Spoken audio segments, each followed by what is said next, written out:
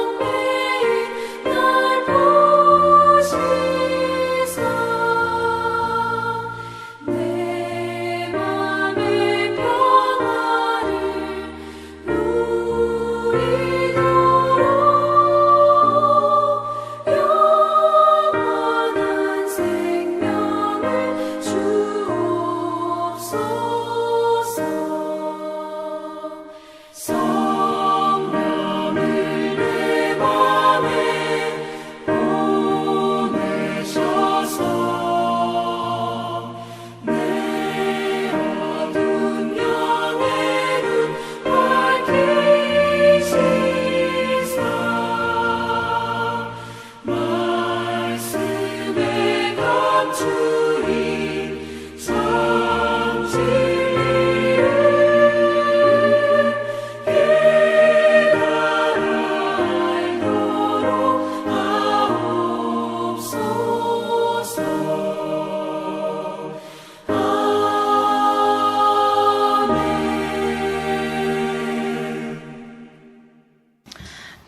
우리에게 주신 하나님의 말씀은 예레미야 7장 1절에서 11절까지입니다. 예레미야 7장 1절에서 11절까지입니다. 다 같이 한 목소리로 읽겠습니다. 여호와께로부터 예레미야에게 말씀이 임하니라 이르시되 너는 여호와의 집 문에 서서 이 말을 선포하여 이르기를 여호와께 예배하러 이 문으로 들어가는 유다 사람들아 여호와의 말씀을 들으라. 만군의 여호와 이스라엘의 하나님께서 이와 같이 말씀하시되 너희 길과 행위를 바르게 하라. 그리하면 내가 너희로 이곳에 살게 하리라. 너희는 이것이 여호와의 성전이라 여호와의 성전이라 여호와의 성전이라 하는 거짓말을 믿지 말라. 너희가 만일 길과 행위를 참으로 바르게 하여 이웃들 사이에 정의를 행하며 이방인과 고아와 과부를 압제하지 아니하며 무죄한 자의 피를 이곳에서 흘리지 아니하며 다른 신들 뒤를 따라 화를 자초하지 아니하면 내가 너희를 이곳에 살게 하리니 곧 너희 조상에게 영원 무궁토록 준 땅이니라. 보라, 너희가 무익한 거짓말을 의존하는도다. 너희가 도둑질하며 살인하며 간음하며 거짓 맹세하며 바알에게 분향하며 너희가 알지 못하는 다른 신들을 따르면서 내 이름으로 일컬음을 받는 이 집에 들어와서 내 앞에 서서 말하기를 우리가 구원을 얻었나이다 하느냐. 이는 이 모든 가증한 일을 행하려 함이로다. 내 이름으로 일컬음을 받는 이 집이 너희 눈에는 도둑의 소굴로 보이느냐 보라. 나 곧 내가 그것을 보았노라. 여호와의 말씀이니라. 아멘. 며칠 동안 대면 예배를 못하고 지내다가 지난 월요일 새벽부터 오랜만에 믿음의 지체들과 함께 예배를 드릴 수 있었습니다. 얼마나 감격적이었는지 모릅니다.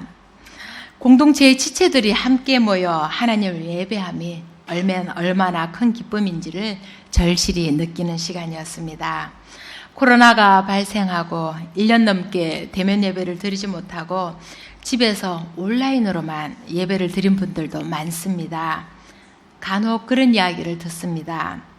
처음에 교회에 못 갈 때는 많이 답답하더니 이젠 이것이 도리어 편해졌다고, 예배 드리다 말고 부엌에도 왔다 갔다 하며 그냥 편하게 예배하게 되었다고 하시는 분도 계십니다. 이러다 영영 교회를 잊어버리게 되는 건 아닌가 싶기도 하답니다. 반면에 예배 드리는 시간에 자꾸 흐트러지는 것 같아서 교회에 갈 때처럼 정장을 차려입고 일어서야 할 때 일어서기도 하며 교회에서 예배 드리는 것과 똑같이 예배한다는 분도 계십니다.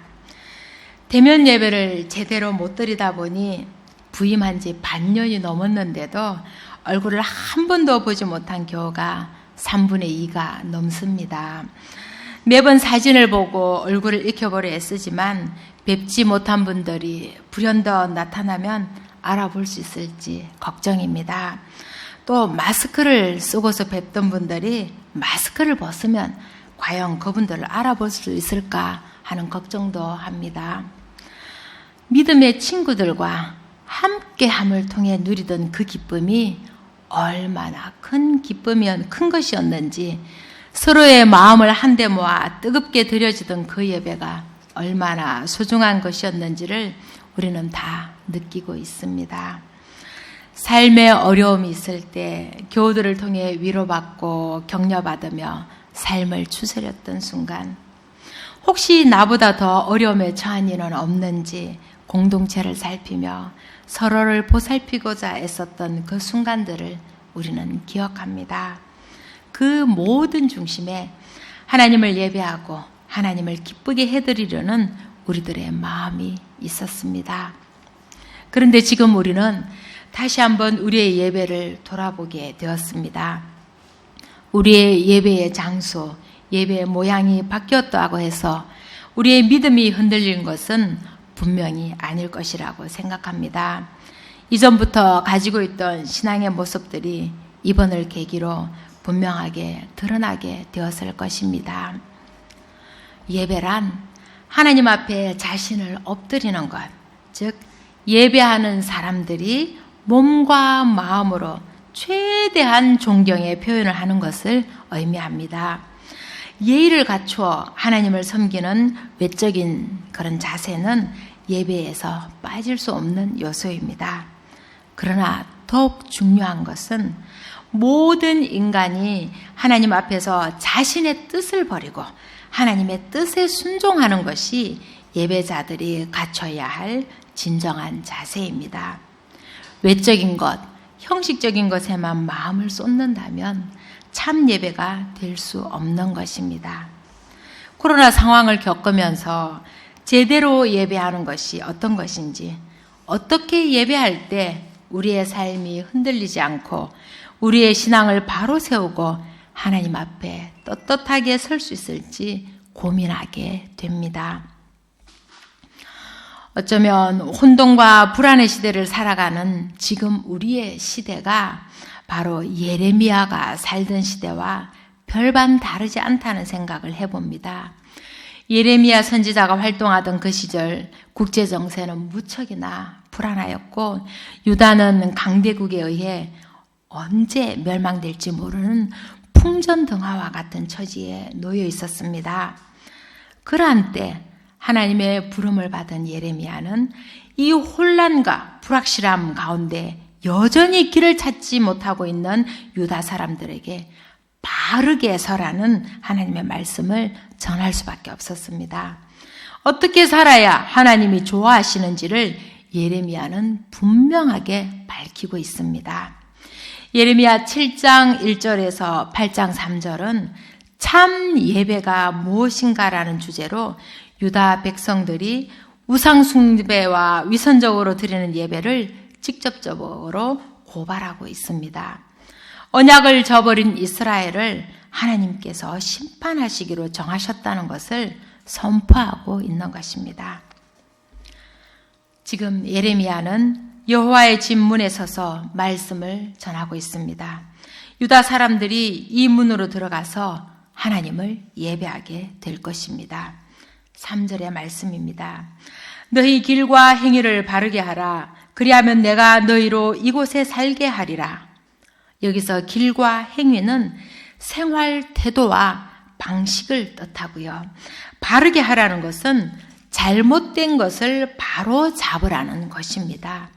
결국 이 말은 유다 사람들의 삶의 방식이 잘못되었으니 그것부터 바로 잡으라는 것입니다.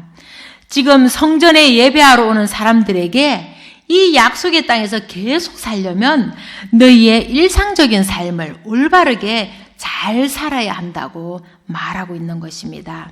즉 성전에서 예배드리기 이전에 평소에 어떻게 사느냐 하는 것이 바로 이스라엘 땅에서 계속 살 수 있느냐 없느냐를 판가름하게 된다는 그런 말입니다. 4절에서 이것이 여호와의 성전이라 여호와의 성전이라 여호와의 성전이라는 거짓말을 믿지 말라고 말씀하십니다. 이 말은 일상생활은 바르게 하지 않으면서 성전에 와서 예배하기만 하면 아무런 문제가 없다고 말하는 사람들의 그 거짓말을 믿지 말라는 것입니다. 당시의 유다 사람들이 여호와의 성전에 대한 믿음이 얼마나 강했는지를 보여주는 대목입니다. 그들에게는 여호와의 성전이 영원할 것이라는 신앙이 있었습니다. 예루살렘 성전은 여호와께서 거하시는 여호와의 성전이기 때문에 어떤 일이 있어도 영원할 것이라고 믿었던 것입니다. 그러므로 이 성전에서 철저하게 제사를 드리면 성전이 건재하듯이 나라 동안 망하지 않을 것이라고 믿었던 것입니다. 출애굽기 25장 8절의 말씀입니다. 세 번역입니다. 내가 그들 가운데 머물 수 있도록 그들에게 내가 머물 성소를 지어라고 하여라. 그러니까 성전을 지어라고 한 것은 하나님이 이스라엘 백성들 가운데 함께 하기 위함이지 성전 자체에 하나님의 목적이 있었던 것은 아니라는 것입니다.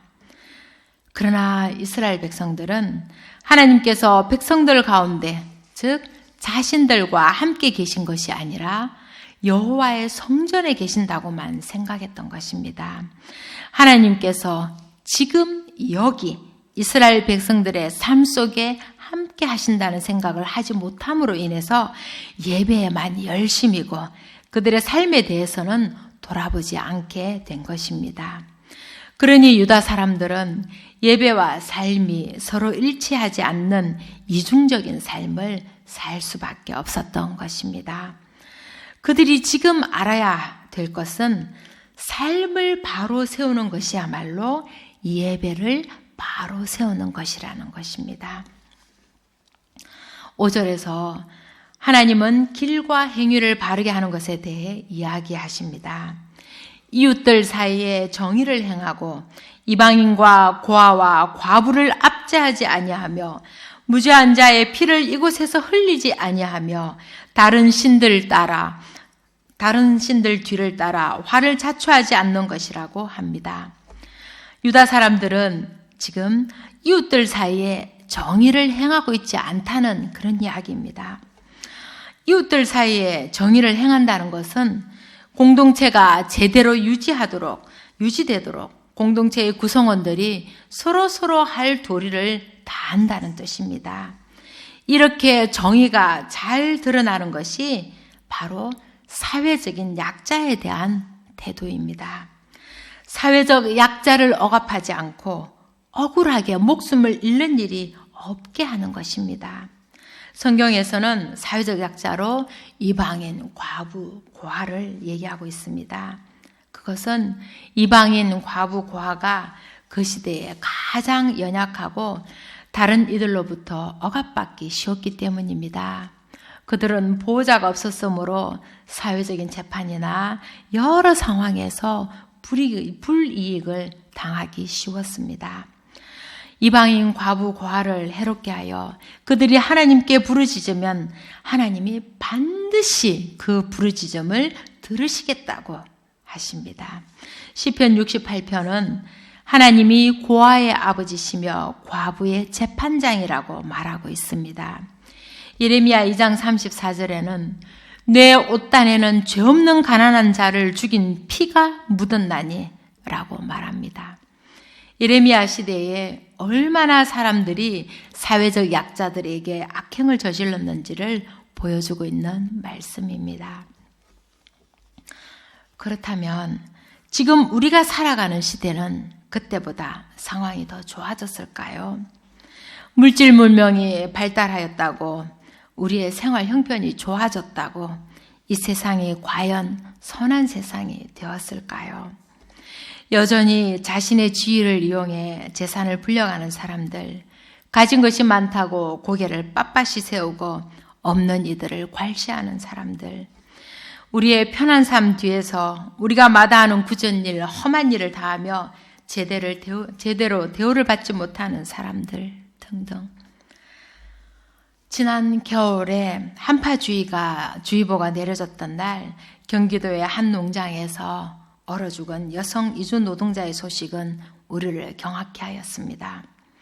3주 후에 고향으로 돌아갈 비행기 예약증을 가지고 있던 그녀가 사랑하는 사람들을 만날 설렘을 안고 잠들었을 그 밤이 이 세상 마지막 날이 될 줄 꿈엔들 알았을까요? 희망을 안고 찾아온 대한민국에서 얼어서 죽으리라고는 상상도 하지 못했을 것입니다. 얼마나 많은 사람들이 억울하게 자신의 삶을 저당 잡히고 처참한 삶을 살아가고 있는지 우리는 듣고도 못 들은 척, 보고도 못 본 척하며 살아가고 있지는 않은지요. 내 백성은 악을 행하기에는 지각이 있으나 선을 행하기에는 무지하도다라는 하나님의 탄식 소리가 들려오는 듯합니다.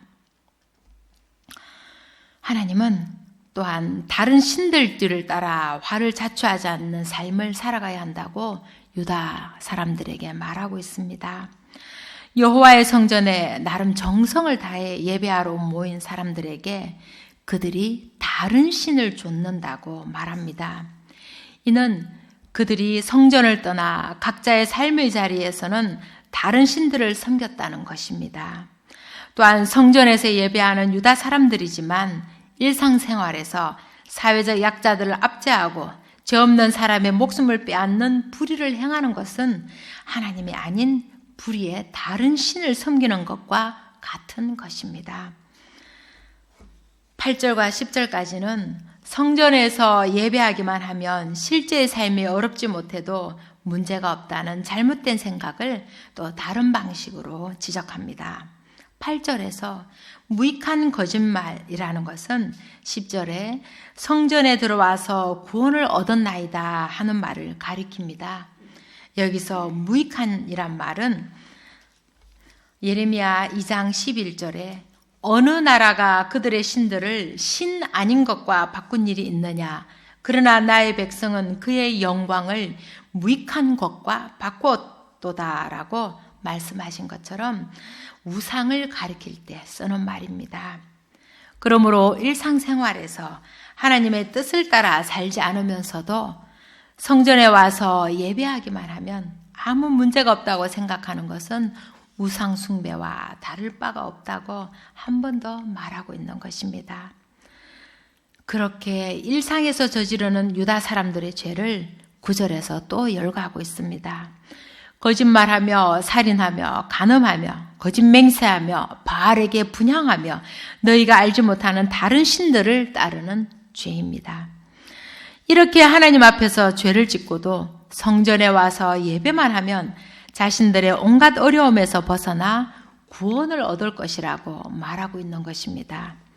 이 모든 것을 하나님께서 못마땅하게 여기시는데도 이들은 성전을 떠나면 또다시 그렇게 행동하며 살아갑니다. 그러면서도 아무 문제의식을 느끼지 못하는 것, 죄에 대해 무감각해져 버린 그들의 삶의 행태를 엿볼 수가 있는 것입니다. 11절에서는 내 이름으로 일컬음을 받는 이 집이 너희 눈에는 도둑의 소굴로 보이느냐라고 말씀하십니다. 불의한 일상생활을 살면서 예배만 하면 구원을 얻을 것이라고 말하는 유다 사람들을 하나님은 도적으로 비유하시고 그런 사람들이 모여 예배하는 성전을 도적의 소굴에 견주고 계십니다. 이것을 통하여 우리가 알 수 있는 것은 하나님께서 중요하게 여기시는 것은 예배 자체가 아니라 예배하러 오는 사람들이라는 것입니다. 예배하는 그들의 삶이 하나님의 뜻을 따라 살아가느냐 아니냐가 중요하다는 것입니다. 10절과 11절에서 내 이름으로 일컬음을 받는 이 집이라고 성전을 말하고 있습니다. 성전은 하나님의 소유로 하나님이 다스리는 집이라는 뜻입니다. 그러므로 사람이 이 성전에서 함부로 행동해서도 안 되며 그릇된 삶의 행위로 그 성전을 더럽혀서도 안 된다는 것입니다. 보라, 나 곧 내가 그것을 보았노라 하고 하나님은 분명하게 말씀하고 계십니다. 너희들이 이 성전을 더럽히는 것을 내버려 두지 않겠다는 말씀이십니다. 예수님께서 성전을 더럽히는 자들을 내쫓으시며 너희는 강도의 소굴로 만든다고 외치셨던 그 외침을 우리는 기억합니다. 우리는 과연 우리의 귀한 예배당을 강도의 소굴로 만들고 있는 장본인은 아닌지요? 우리의 삶이 과연 하나님이 원하시는 그런 삶을 살아내고 있는지요? 우리의 이웃은 누구인지요?